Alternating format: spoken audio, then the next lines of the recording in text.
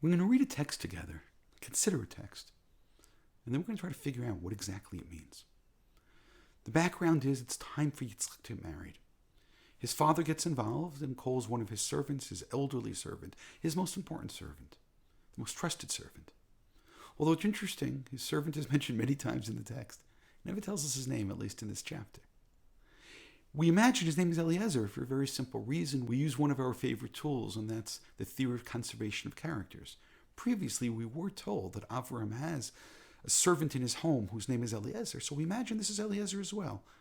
Perhaps before we finish, we'll figure out indeed that it was Eliezer, but that's going to be based upon or depend upon our analysis. So he makes him promise he'll go and find a wife, but not a local girl, somebody back in Avram's own town.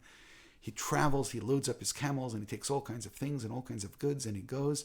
And now is probably the most important verse, or the important verse to understand what's going on, is that it says that he arrives right at nightfall, the 8th Erev.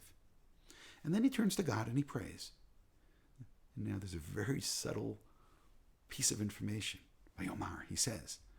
And the word Vayomar is actually written with what's called a shalshelet. The shalshelet is the trumpet. It's the cantillation. It's how you read the word. The shalshelet is the longest possible one, which means it takes the word and it stretches it out over a couple of seconds. Vayomar. And he says to God, he goes, God, the God of Abraham.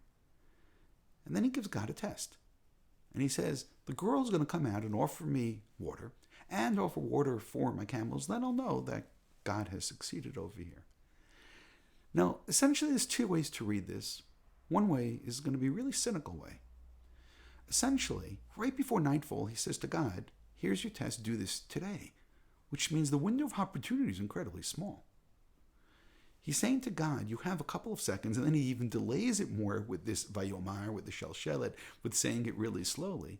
So he has this slow, deliberate prayer and saying to God, essentially, I'm looking at my watch right now. You have a couple of seconds, you do it, or I go back home and say, listen, I tried, I did my best. Now, why would he do that? So there is one strain in the Midrash which tells us that this person, Eliezer, actually had a daughter. And in the back of his mind, he's saying to himself, listen, why is Avram working so hard to find a girl? I know a great girl. I know a single girl. I know a girl from a wonderful family.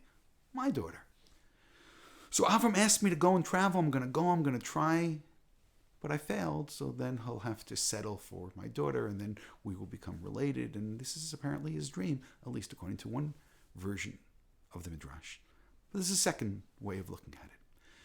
The second way, I think, is really quite important spiritually, and as I said before, maybe this reveals what his name is.